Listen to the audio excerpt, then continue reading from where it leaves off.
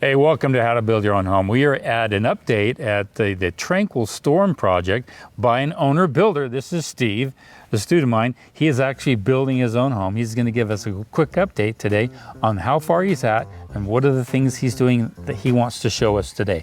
Let's take it. All right.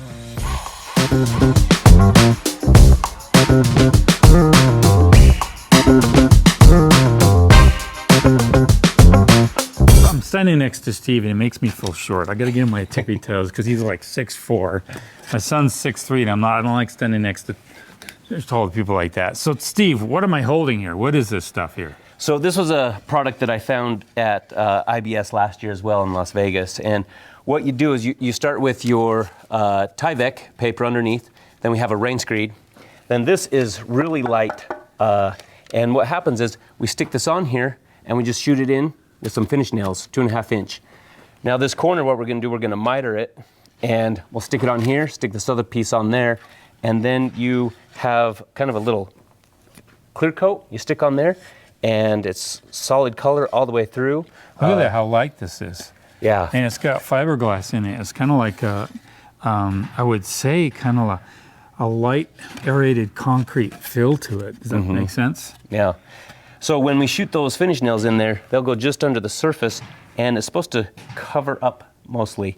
So it's something we're excited for because, yeah, how lightweight it is. I can put it on there. I don't have to put any mortar. So the good thing is that you can do this simply without much of a hassle. Yeah, yeah. So we started up on our chimney. And just because that's the furthest away, I wanted to get my practice done there. And then we're going to move now to these other areas. Always practice in the farthest away place. My nephew did a little deck on a house, and he started on the front porch. And so don't do that. Start on the spot where you know you can practice. It's out of sight. And then you get to this where it's the finished product and you're now got some experience. Good rule of thumb.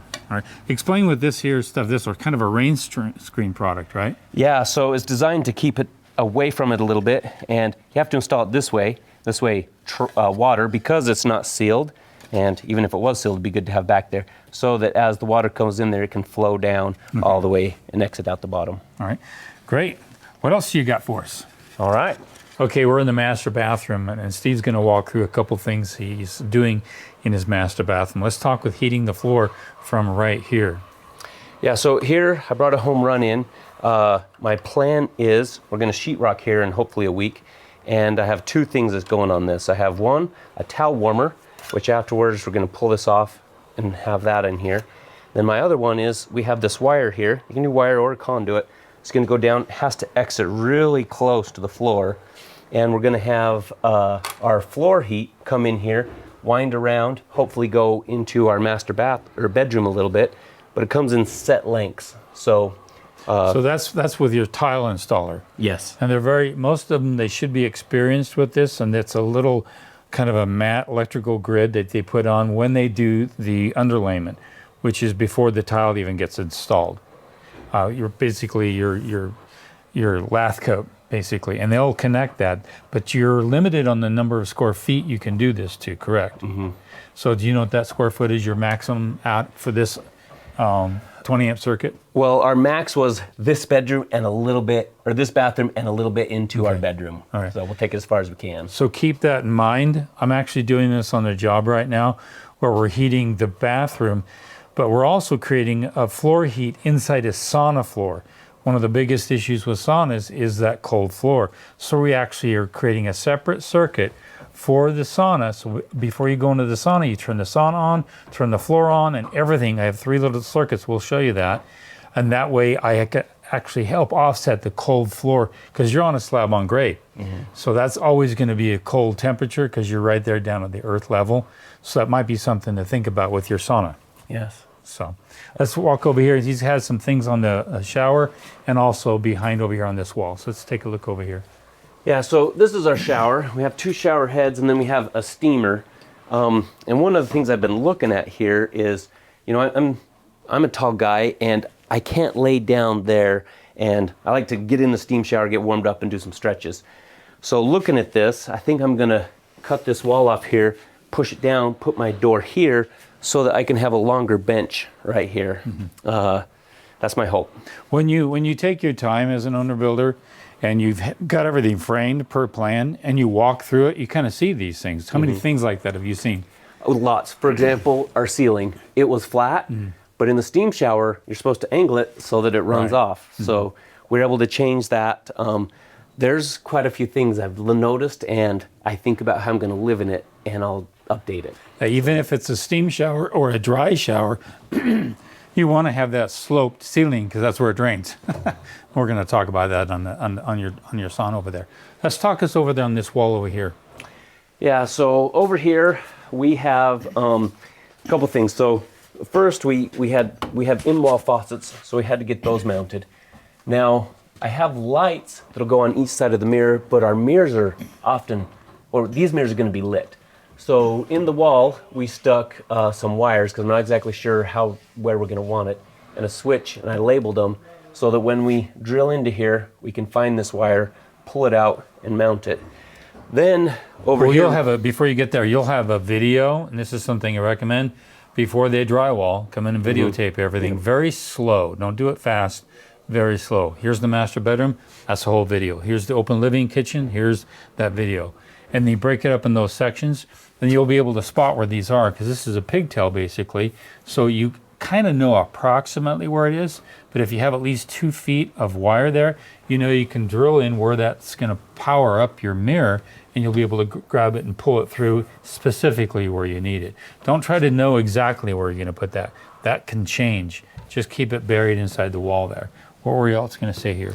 Yeah, and then these outlets, I'm not sure, we have cabinets going all the way up and down, so we left a little bit of slack so that we can adjust those if as needed, in case they fall right into a shelf. Okay, a couple things. This is a dry sauna, okay, which, you know, there's really no such thing as a dry sauna because people are going to pour water on that no matter what, because they want a little moisture in there. But a couple of key things with regard to a sauna, especially when you're going to think you're going to put water on it, is the height of the ceiling. Are you going to have that ceiling go all the way that high? No, it's right here. Okay, so it's going to stop right about here. So your door is going to be the same height? Our door right there, it's a little bit smaller. You have to kind of duck to go in. You're going to want that, because if your sauna's heated up, all right, and you open that door, and if there's not a gap there where that heat can leave to, then it's all going to come out this way. Then you're going to go in the sauna, it's not going to be hot. So I'm going to have a checklist on saunas, and there's a lot of proportions to consider with regard to how high the ceiling is in relationship to the door. You want to have that heat pocketed and kept inside the sauna, okay? Then the ventilation, that's a big issue. So explain to us our ventilation here, Steve. So I'm going to stick a timer in here, and this goes to a inline fan that I have going outside the house, and I brought this over. I'm going to stick this in a vent we have in the ceiling right over here to clear it out afterwards. And then our heater will go right here, so we're going to have our intake just above that so that when the cold air comes in, you can dump onto the heater. Now, some people like to put the intake below the heater, right below it down there, and then your ventilation is on the opposite wall, somewhere over that way. And again, this will be in a checklist I'll have at the self-managed course, is where the ventilation is super, super key. Also, the placement of this heater. So if you have a bench system here, they like to have the heater. Let's say you're sitting on the bench, it's a 2-tiered bench, all right? Which a lot of saunas they recommend. That way you can adjust the heat wherever you want to be in the sauna. If it's too hot up, you can get down to the next bench low, or you want to get hotter, you get to the next bench up. But the heater shouldn't be above the knees. You want to keep that heater down below the knees, almost at your feet level, wherever you are on these benches.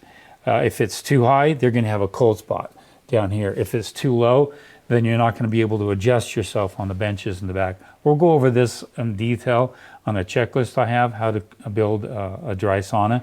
A lot of things to think about. You wouldn't believe the things to think about. One of the things that I want to bring up is when you insulate inside here, you typically want to put a foil barrier, which is a complete barrier. It's not vapor permeable. It keeps the moisture inside here And if you don't have that, you can run into some problems. So you're planning to do that inside here. What kind of insulation are you going to do inside here? I was thinking, well, we talked first of doing a closed cell spray foam just because that would be vapor proof. But I think we're just going to go with a rock wool and then a foil. I think the rock wool would be a better product. It's a more sound deadening product. And you know I don't like closed cell foam unless I have to absolutely need it. So that would work really, really well. And there are 2 layers in that. They have 1.5 inches of each, so you got 3 inches here. Pack it all in there, get that foil in there, and have it all sealed up. I'm actually doing my pan in a dry sauna I'm building for a client first. In fact, I pull all these things out. I have them build up the pan because you don't have a drain in here, do you? Mm-mm. So that's another thing is how are you going to drain in case you have moisture that condensates down there? You probably won't have that issue because you're going to have a fan. Mm-hmm. So when you leave the sauna, you hit the fan, it can run for 15 minutes, 20, 30 minutes. It's going to ventilate everything out so you're not going to have a drain issue. I put a drain on mine because she likes to use a lot of water. Mm-hmm. And she'll be dumping that over the thing and it might get down onto the floor. So things to think about, there's a lot of things. I never thought that a sauna would have so many factors of building science involved in it. What do you say to that? You're right, like learning the air intake and air exchanges and the waterproofing and vapor permeability and different height levels. There's a lot to it. Would you consider heating this floor real quick before you actually finished everything with a sun floor heater? You know, I hadn't thought about that till you said that, and I think that's a great idea. It's going to help offset that cold feeling. You know when you go into a sauna, why is the cold floor? Yeah. And that's just what heat rises.